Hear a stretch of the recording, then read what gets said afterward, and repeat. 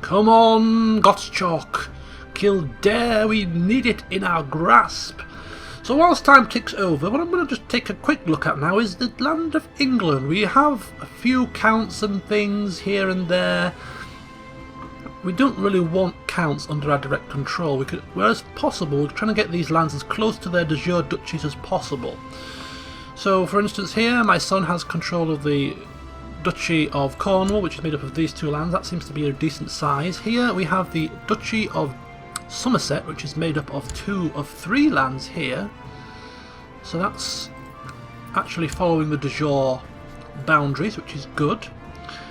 This seems to be the Duchy of Kent, which again is following the de jure land, so we're happy with that. So these southern areas are all going along nicely.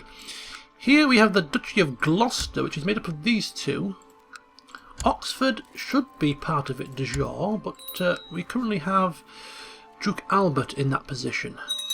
And he's created the titular Duchy of Oxford, which I assume is just something that doesn't exist but does purely and simply because it's been created. So I don't know, it's not quite a de jure part, a de jure duchy.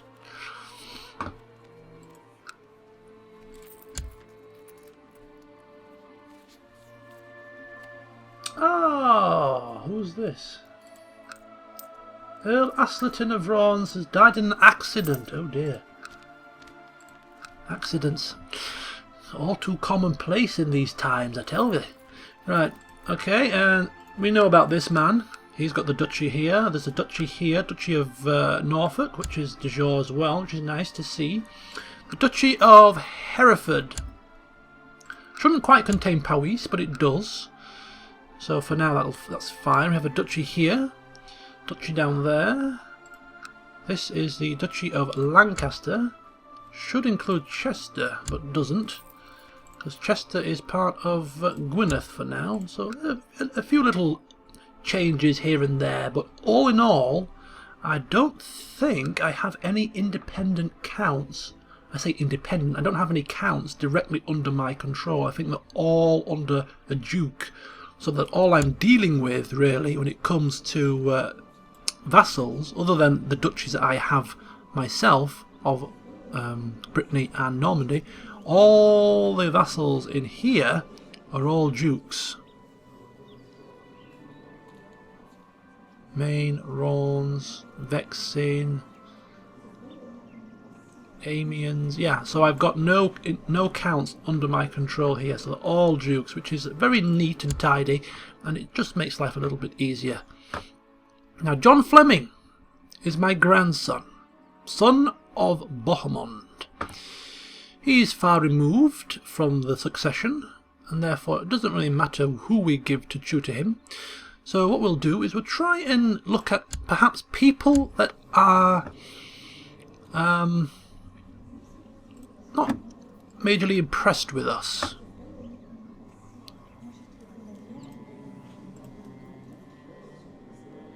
To be fair, a lot of people are impressed with us. We don't really have many major issues. Maybe one of his family members.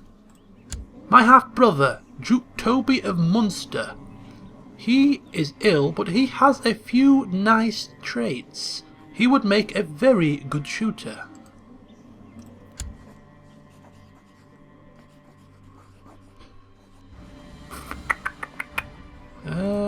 Is he already tutoring 2 people? He's already tutoring 2 people. Isn't that marvellous? Oh. Okie dokie. He would have been a very, very good tutor. How about the Duke of Flanders, my vassal? My second cousin. Not great traits.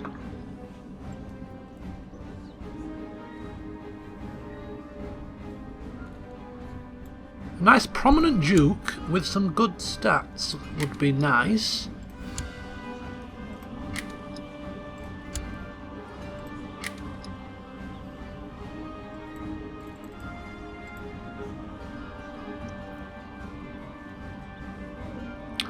Duchess of Kent, Duke of York, Duke of Norfolk. Let's have a look at these. Not bad intrigue.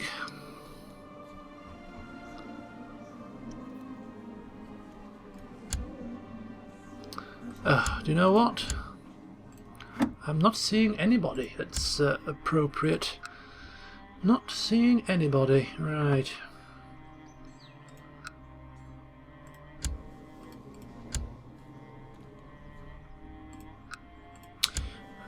I suppose your own father could do it.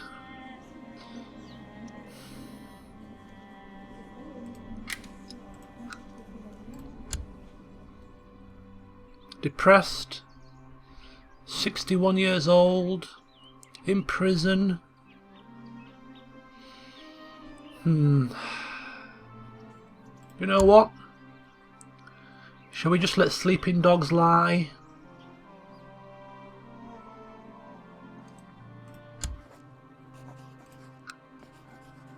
He's been holed up for long enough. We'll still plot to kill him, of course. But maybe if the plot comes to fruition, we can say, well, look, we've released him from prison. Why would we want him dead? If we wanted him dead, we'd have just executed him in the prison cell. You know what I mean? We just let him out. Bit of a smoke screen. Not only that, of course, but yes, we could. We need to... So he's going to like us. And if we allow him to tutor...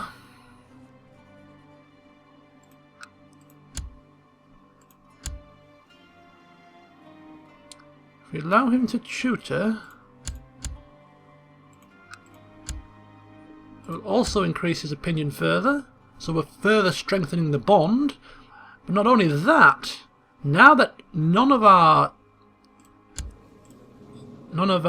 main vassals have a negative opinion of us, all that we need to have happen now is for this war to finish, and then we can change the succession law. That is the only thing stopping us now, is the fact that we're at war with some bloody imbeciles down in Spain. That is the only thing stopping us.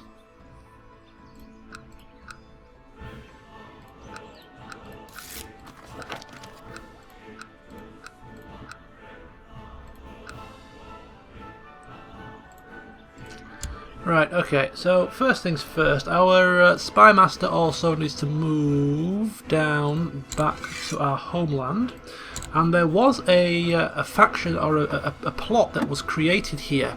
Someone was trying to fabricate a claim on England, were they not? I totally forgot about that. Here we go, and it's got a few backers as well. Well, isn't that something else? Duke Robert III of York, trying to fabricate a claim on England. Now, who is his heir? Somebody that's not of his dynasty.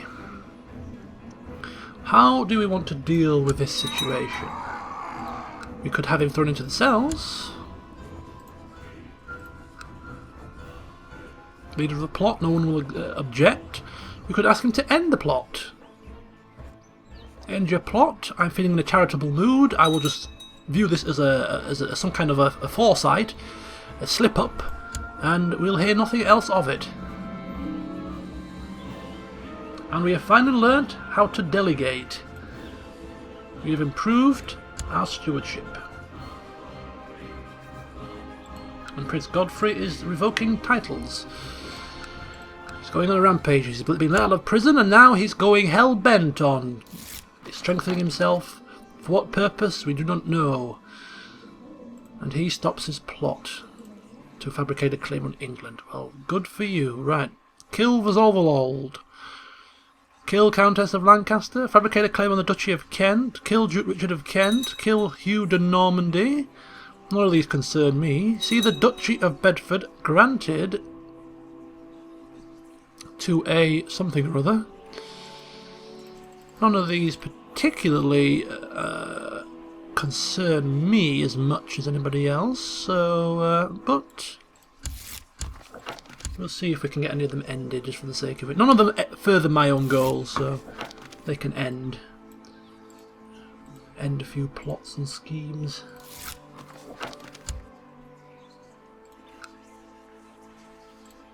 Okay. Yes, End the plots. No need to bombard me with your... Yes, okay, thank you. Yes, thank you, lovely. Thank you. Good, yes, good. Okay. Yes, resolve of all. Yes, we love that man, that dwarf man. Don't kill him, please. Very scheming plots. Okie dokie, there was another one. Excellent, yes. Oh, and things run more smoothly still. Stewardship increases again. Not one for remaining stale and stagnant. King Bohemond still learning at the ripe old age of 61 how better to run his kingdom. And Earl Bertrand is asking us to deal with an assassination attempt inside our very realm. Earl Bertrand of there. Who is trying to kill you? Who's trying to assassinate you? I will grant him a claim on the perpetrator's titles, or it's not my call. Well, as the King of England, we should surely make sure that this place is running smoothly and that such deception and intrigue is not happening. So I think what we'll do is we'll give the man a claim on the perpetrator's titles as a reward for... I say as a reward, as a way to get revenge on the would-be plotter. Mary seeks to kill Torf Fleming. Is that my brother Torf Fleming you're seeking to kill? No, it's not. It's my kinsman and heir to the Duchy of Connacht. Why are you doing that? I don't care. You can end that plot right now. Nobody seeks to kill my family without my say-so. Who do you think you are? My half-brother Nicholas has requested to join the Knights of the Calatrava in their struggle against the infidel, even though this will forever disinherit him. He is the Russian one. Remember last session I said that he really needs to be sent away to Russia? Well, he's not quite going to Russia, but he's going away, and with him any future claims. Go with my blessing. Become a knight and do us proud. Just don't take our titles from us. My half-brother's gone. Gone away. It's weird how the world works. Okay, she's ending her plot, and we're continuing on. Right, okay, so France is pretty unified. This war is getting closer to being completed. The quicker it happens, the better. The Byzantine Empire seems to have come out smelling of roses in a couple of their wars, or at least one of them. Still 2 to go. But as far as the Holy Roman Empire is looking a little bit fractured at the minute. Let's have a look at his army strength. He's down to 13,000, which, to be fair, is about as much as we can muster. 17,000. So we're getting there, aren't we? We're getting there. 17,000 men. Ooh, what's this I spy? Arranged marriage. We propose that King Manrique of Navarra marries one of my courtiers? Of course you can. She is a daughter of the dwarf man, Vassal of old. She has now become a queen. Well, isn't it? I don't know what you have that man desires, but you have something, my dear. Not bad traits, to be perfectly frank with you. That could be it. So the duchies are looking organised. Princess Elisande of England is now of legal age. She's my daughter, of course. Okay, I'm going to pause it here for a second. I've been pausing quite a lot today, actually. You'll have to excuse me, but you're thinking, just get on with it, man. Come on, let the time tick over. But I don't want to miss anything. I don't want to be bombarded with messages while I'm trying to think, you know. So, with one more county, we shall have Ireland. So the only thing that we need to get next is Scotland. Scotland is going to be the next major issue here. Now currently it is an elective succession law. Now I'm not 100% sure what that means for us, but I do know that if we continue on and marry off into their bloodlines, that our family will have claims upon their throne at some point.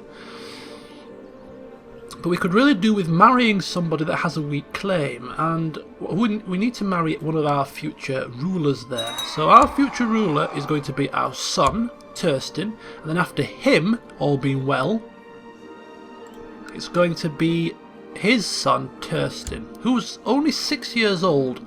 So if he marries a female from up here that has a weak claim on Scotland, then their children will have a weak claim as well, and thus in 2 generations' time we could have an opportunity to claim Scotland in one swoop. Now the best way I found of finding out who is available that has a claim on Scotland for us to marry into is by clicking on claimants and then looking for a suitable candidate and inviting her to our court, or just proposing a betrothal with them. Now I can't do this right now because my grandson is not in my court, but it's worth just bearing in mind. So if we go by age and look for a young whippersnapper who might just be eligible, and it's not looking good because all we have right now is she is the youngest person who has a weak claim, and she's 31, which is certainly far too old for a 6-year-old.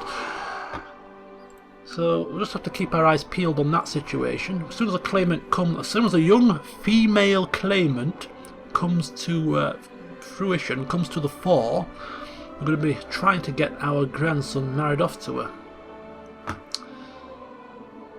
And the message popped up here. The Holy Roman Empress wanted to ask us something and I totally missed it. Maybe he was asking for help in his war, which wouldn't make sense because I don't think I'm allied with him, but I wouldn't help him anyway. He sees fit to try and take my de jure lands, and you think I'm gonna assist you in your matters or marry my family members off to your family members? I want nothing to do with you. Another assassination attempt.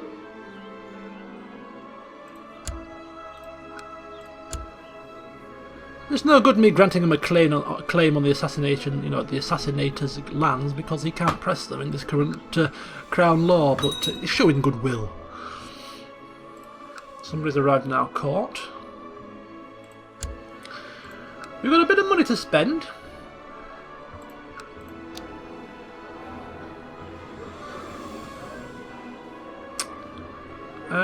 Extra archers and also plus 15% to archers attack. That's actually pretty nifty considering you have a longbow retinue. Does it apply across the land or just to newly recruited archers? Not too sure. I don't really want to expand any of my lands in here because I'm going to be giving those away.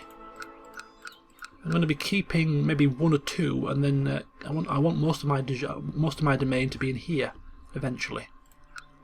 So for now I'm just going to maintain my lands as they currently are, which is not marvellous because there's all kinds of building work that can be advanced here.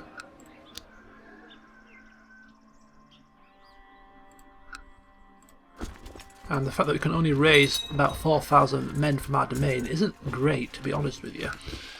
But as long as we have our vassals supporting us, we have at least a decent amount of troops at our disposal.